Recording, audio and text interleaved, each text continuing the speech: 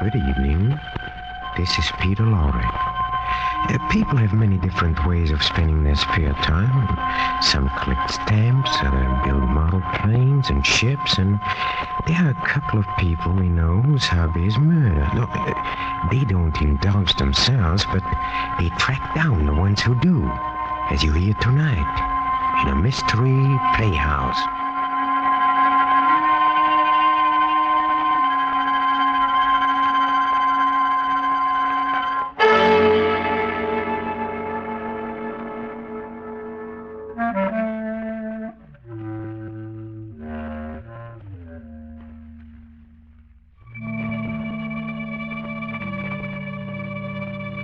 Tonight, the Mystery Playhouse calls back for a return engagement those two lovebirds of crime, those babes in the underworld, Mr. and Mrs. North. That is, we call back Pam North. Seems Jerry North is away someplace on business. Before he left, the master of the North Menage made his loving spouse promise faithfully to keep out of other people's murders, which, knowing Mrs. North, as we do, seems like a waste of good breath, doesn't it? However, she's making an effort along those lines as we drop in on her this evening. She has just settled herself purposefully with a good book and is about to open it when the doorbell rings. She closes the book and hurries to the door. Hello, Mrs. North. Oh, Weasel, hello. Come in. Oh, thanks. Where's Mr. North? Oh, Jerry's out of town on business. Oh, that's too bad. On account of... I would have liked to have seen him on account of you and him. He's always interested in what I do. On account of it was you two. It's reformed me, and so I wanted to tell you what I'm doing on account I got me a new job. Oh, that's wonderful, Weasel. What's the new job? I am bouncer and general folderol at Furman Fox's club. But, Weasel, that's a gambling club. Well, I hate to contradict you, Mrs. North, but I happen to know it ain't. I interrogated the boss thoroughly on that point before I took the job on account of I am an honest man now, and I wouldn't stoop to sully my hands with anything which wasn't strictly legitimate. Oh, I'm afraid you made a mistake this time, Weasel. Oh, no, I didn't. I know what I'm talking about. Look, what is gambling? Why, it's taking a chance on something. That's right, taking a chance. Well, that don't never happen at the club. They don't never take no chances. What do you mean? The tables is all fixed. So, you see, it ain't gambling. It's a sure thing for the club. Oh, but Weasel, that's terrible. Gee, Mrs. North, it sure grieves me if I've strayed from the straight and narrow. On account I am strictly reformed, but I still don't see what is wrong about not gambling. Plenty, the way Mr. Fox does it. Well, if you say so, I guess it must be so. Weasel. Yeah. It's wrong to cheat, and Mr. Fox cheats. Oh, okay. So what must I do? Well, I really don't think you ought to work for him. Gee, I come here thinking you was going to congratulate me on my job, and instead you say I ought to quit it. Well, that's life. Being ever so humble is always a fly in the ointment. I'm sorry, Weasel. Oh, well, what is what is what is. I shall abdicate myself from Mr. Fox's premises forthwith. Oh, that's wonderful. I wonder how he's going to take it, though. Look, Mrs. North, would you maybe be so good as to tender in my resignation for me to Mr. Fox on account of maybe he'd take it better from you? I wouldn't know exactly what to say. Well, of course, Weasel. I'd be glad to help you. Ah, gee, thanks, Mrs. North. Of course, I did promise Jerry I'd stay clear of people of questionable character while he was away. But I know he'd want me to help you. And anyway, Mr. Fox's character is something like the not gambling. What do you mean? Just that he's not a questionable character. Because as far as I'm concerned, there's no question about it. He's all bad.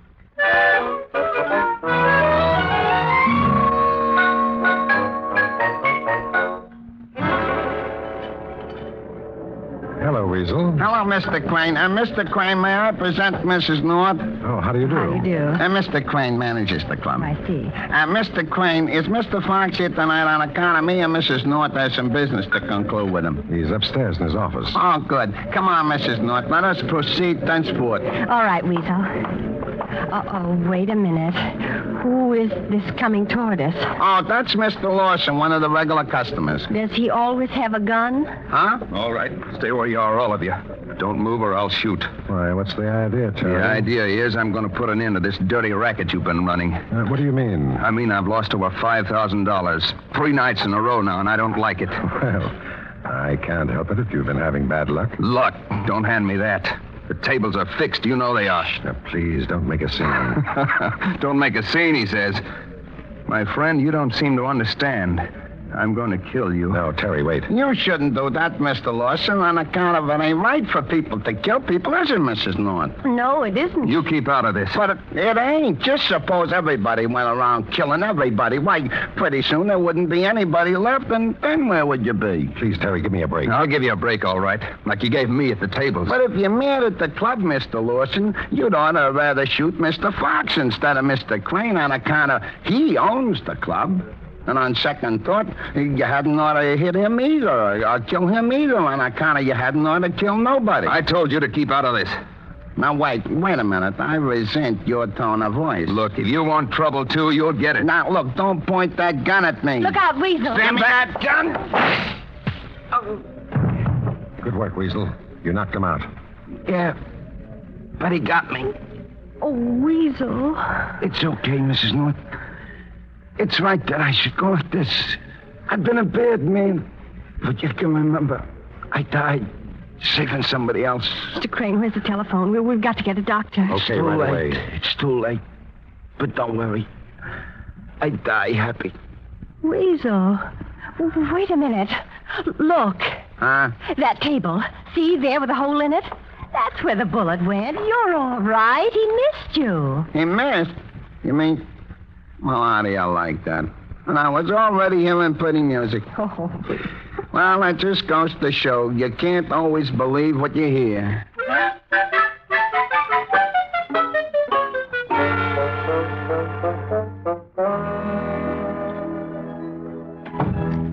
Mr. Fox, this is Mrs. North. How do you do? Sit down, both of you. What was the commotion downstairs, Weasel? One of the customers got peeved with Mr. Crane on account of he dropped $5,000 3 days running. $5,000. Yeah, so we decided the tables was fixed, and so we decided Mr. Crane ought to be fixed, and so we decided to fix him. With a gun. What? Yeah, only I removed it from him forcefully, and we tied him up and left him in a coat room. Indeed. So Crane owes his life to you, eh? Well, well. And I am indebted to you for preserving the manager of my club. Well, Weasel, it looks like you rate a bonus. Oh, I don't want no bonus, Mr. Fox. Huh? What? Why not? Well, that's what I want to see about. You tell him, Mrs. North. Mr. Fox, Weasel would like to resign, if you don't mind. Ah, looking for greener pastures, eh? Huh? Greener pastures? Oh, no, it's just that, suppose you decided to make a new start in life, Mr. Fox. Only after you did, you found out it wasn't. You'd want to too, wouldn't you? Yeah, want to what? Resign. Except you wouldn't, of course. Resign? No, decide to make a new start. Only he did, so he does. I hope you don't mind. I beg your pardon? It's okay, Mr. Fox. I never can understand it neither, except, of course, I ain't very bright. But is it okay for me to quit? Well, if you're not happy here... Oh, it ain't that I'm not happy. It's just that, well, like she told you, whatever she did tell you, it's like that. Oh. Oh, well, I'll think it over. Okay. And I sure hope you decide to let me quit. And that's what I'm going to do.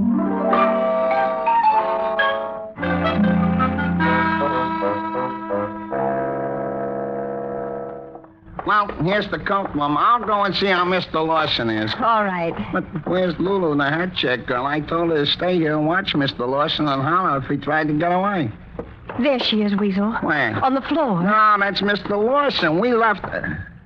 I know you're right, that isn't. It's Lulu. She's sleeping. She's been knocked out. Yeah, I guess she has. Mr. Lawson must have come to and got loose and conked her. It looks like it.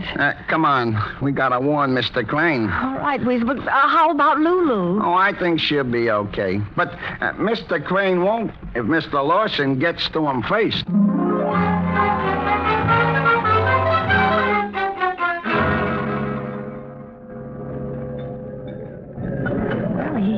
seem to be in here at the table. No, that's funny. He don't seem to be no place. Wait a minute. There's his wife. Maybe she knows where he went. Come on. Oh, hello, Mrs. Crane. Weasel, you're just the person I want to see. Where's my husband? You took the words right out of my mouth. What? I was about to interrogate you on the same point. Oh, haven't you seen him? A little while ago, but not since Mr. Lawson escaped. Well, who's Mr. Lawson? One of the customers which wants to shoot Mr. Crane. Oh. Well, if you find Kenneth and he hasn't been shot, tell him I'm looking for him. Okay. You don't seem very concerned about your husband's life. The only concern I have about anyone killing him is that it would keep me from having that pleasure myself. Maybe he went upstairs to see Mr. Fox. Well, let's go see Weasel. If you find him, tell him I'm waiting. What has she got against her husband? Mitzi McGilroy. Who's she? A dame which Mr. Crane is infatuated with. Oh, I see. Mr. Crane is all the time plying upon Mitzi all kinds of expensive gifts, which Mrs. Crane thinks it ought to be by rights tendered at her. Well, no wonder she doesn't... What's the matter? Look, Weasel, the bottom of the stairs. Quiet. Mr. Crane. It looks like he's had an accident. Let's see. His neck seems to be broke. Or something is broke anyhow. On account of he's dead. Oh, Weasel. He must have fell down the steps. Mm-hmm. Fell or was pushed.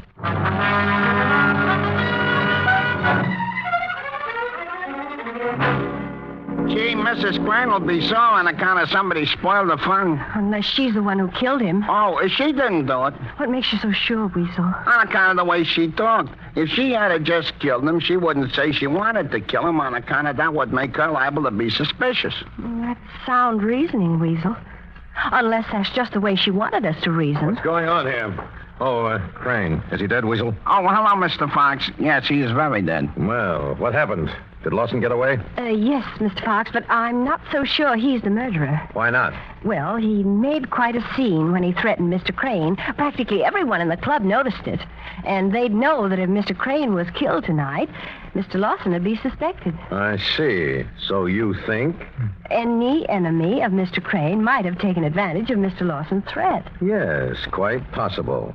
Or, for that matter, any enemy of Mr. Lawson. Weasel, get in the other room and say that nobody leaves the place. Yes, Mr. Fox. We'd better call the police. You know, Mrs. North, I don't like this. Were you very fond of Mr. Crane? Oh, that's not what I meant. But murder in the club, bad for business. Very bad for business.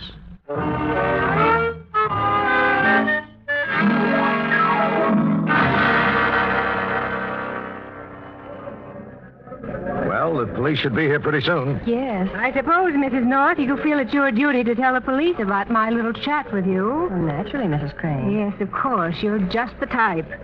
What type? Good deed for the day and all that. Well, you did say you'd like to kill him. Well, so did practically everyone who knew him. Yes, he wasn't exactly what you'd call popular. However, I wasn't the one to have the good fortune to do the job. Do you think it was Lawson? Possibly. But if I were trying to solve this case, and come to think of it, perhaps I'd better try to before Miss Girl Scout here has them pinning the rap on me. Mrs. Crane, I'd begin looking for the source of my dear departed husband's sudden affluence. What do you mean? Well, Mr. Fox isn't the most generous employer. Why, I gave Crane a good salary. Oh, yes, but not good enough to buy mink coats and diamond pendants and the like. Do you mean that all of a sudden your husband started buying you expensive presents? Oh, no, not me. That's what gripes me. He bought them for that dizzy little McGilroy dame. Oh. And it would be very interesting to find out just where the money came from. Maybe he was blackmailing someone. And the blackmailer killed him. Perhaps. At any rate, it's a thought worth toying with. So you see, Mrs. North, the case isn't quite as simple as you might like to make it. Gollies. What is it? I just thought of something. It is simple. It's very simple. I know who killed your husband, Mrs. Crane, and I can prove it. Really? Only there's one thing I need, and I think I know how to get it. I've got to go home now, but when the police get here, tell them that I'll be back as soon as I can. It won't be long. But how, Mrs. North, can you be so sure you know who the murderer is? Because, Mrs. Crane, you just told me.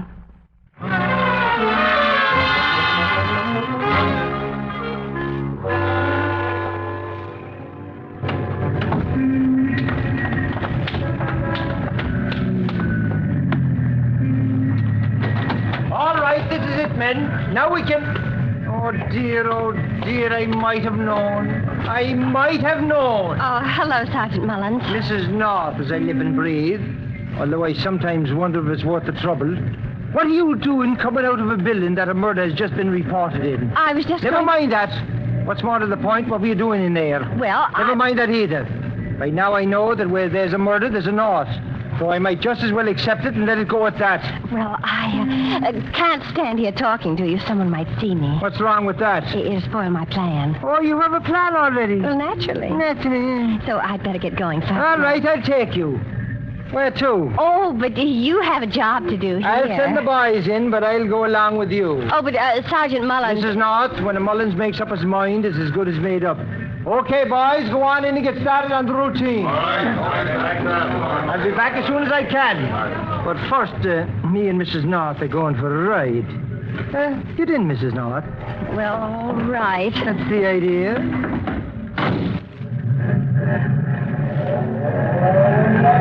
Now, where are you going? Home. Oh, wait a minute, Mullins. You're going the wrong way. Am I now? Yes, I want to go home. So you said. But this isn't the way. I know. I'm taking you to headquarters. Why? Because, Mrs. North, I'm going to hold you on suspicion of murder. What? That's right. Oh, are you joking? Indeed, I'm not. Huh? Didn't I find you myself running away from the scene of a crime? But I had a plan. Sure. A plan to conceal evidence, no doubt. What evidence? Now, how should I know that? With you concealing it? Oh, really, Sergeant Mullins, you're not serious about this. No, I'm not, am I? You can't really suspect me. I'd suspect my own wife if she gave me reason. Come to think of it, as many the time she has. But, Sergeant Mullins... Now, let's not argue about it, Mrs. North. I hate to do it, but duty is duty. You're making a terrible mistake. Well, now, we can't all be perfect, can we? But, Bill, Sergeant Mullins has locked me up. But, Bill, you're a lieutenant on the homicide squad. He's only a sergeant. I see. Well, all right, Bill. I think you're horrid. But, Mr. Burgess, you're my lawyer. Make them let me get out of here. Why, people can't just go around putting people in jail. It's not only unconstitutional, it's mean. Hello, Jerry? I'm in jail, and I have a dreadful cold. Uh-huh. Well, all I did was I didn't do anything. But Jerry... Well, I won't stand for it. Just because I was running away doesn't mean I was running away. And I could prove it if somebody'd only believe me. Hello, operator. Get me the White House.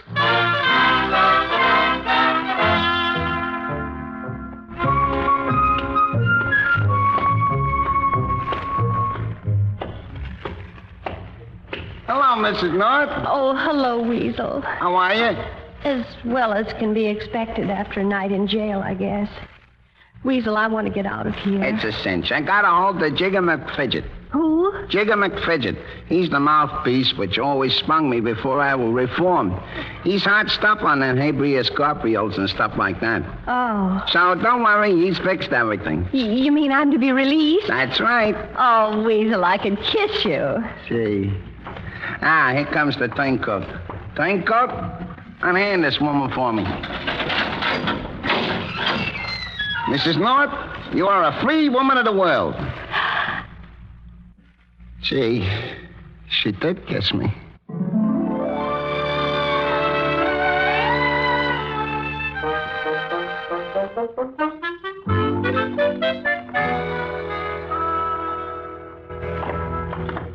What do you want to see Mr. Fox about? Well, there's one thing I still have to find out before the case is completely solved, Weasel. And perhaps I can find it out from him. Oh. With the police suspecting me, I'd better solve it as quick as I can. Well, here we are. I'll knock. Who's there? Me, Weasel. Oh, all right. Come on in, Weasel. Mr. Fox, we just wanted to... Mr. Fox, what's the matter? What are you staring at? Mrs. North, how did you... I've got to get out of here. Weasel, get him. He's going for the back door. Hey, Mr. Fox, wait. Let go. Hold him, Weasel. I knocked him out. Good for you. Gee, it's a good thing I'm quitting on account of this. Would get me fired on account of employers usually resents getting socked by their employees. Wait a minute. Weasel, I hear someone coming. Oh, he must have pushed the button. What button? On his desk. It's a signal for the boys, and them boys are rough. We better get out this back way. All right. Only you wanted to talk to Mr. Fox. Well, I'll bring him along. Help me pick him up. Here's his feet. Okay, the fireman's carried. Come on, let's go.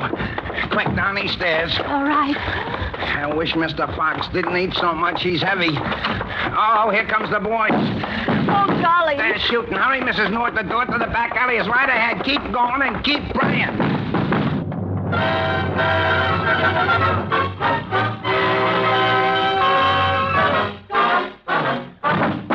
Here's the door. Oh, thank heavens.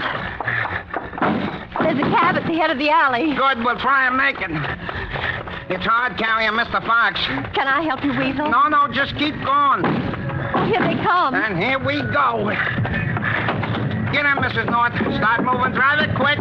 It don't matter where. Keep down, Mrs. North. I am. Ah, we made it. It's okay, Mrs. North. They're out of sight. Oh, good. Ah. What's the matter, Weasel? I've been shot. I'm dying. Now, Weasel, we were all through that before. This time it's real. I'm all over blood. Good heavens, you are. I'm dying. Oh, wait a minute, Weasel. That's not your blood. Huh? No, it's Mr. Fox's. The bullets hit him, see? Oh. We better get him to a hospital. Me too, because even if I ain't shot, I certainly feel sick.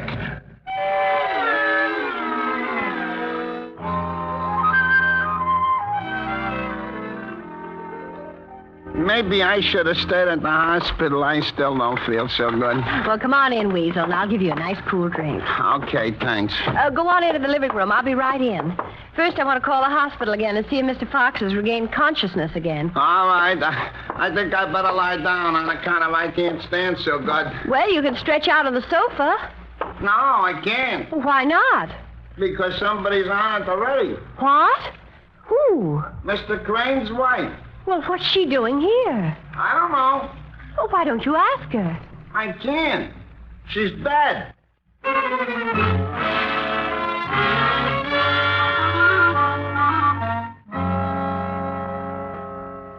You see, Sergeant Mullins, when Weasel and I told Mr. Fox about all the money that Mr. Lawson had been losing at the club, Mr. Fox seemed very surprised. So you said. Then when Mrs. Crane mentioned Mr. Crane's sudden wealth, I got a hunch that he'd been pocketing some of the club's money and not reporting it to Mr. Fox.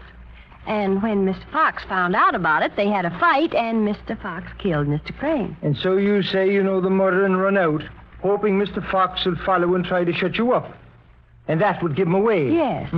But Mrs. Crane evidently came to my apartment to find out what I knew, and then Mr. Fox must have come and in the dark mistook her for me and killed her. That's right. I just been at the hospital, and he's been talking. It all happened like you say. Well, then you see, Sergeant, the case is all solved. And it would have been sooner if you hadn't gotten the crazy idea of locking me up. Oh, it wasn't so crazy. What do you mean? Well, just look now. You get a murderer to go gun for you. And, but for the grace of God and Aloysius Mullins, he'd have got you too. And then you go into his den again and get yourself shot at by a bunch of his thugs. Is it any wonder Mr. North wanted us to keep you locked up? Mr. North?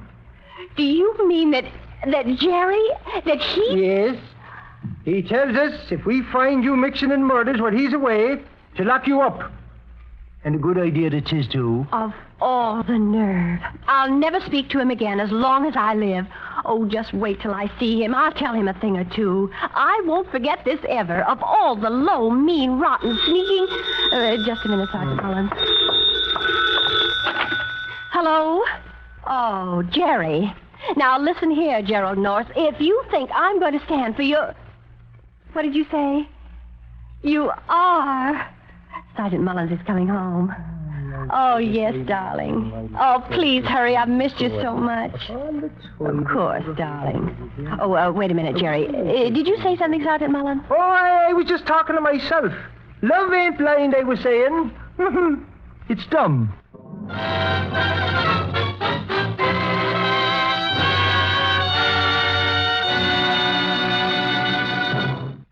It's a relief, Pam North. What a woman, huh? Another in the adventures of Mr. and Mrs. North. Tonight's presentation in a mystery playhouse. This is Peter Lorre closing the doors of the mystery playhouse. Good night. Sleep tight.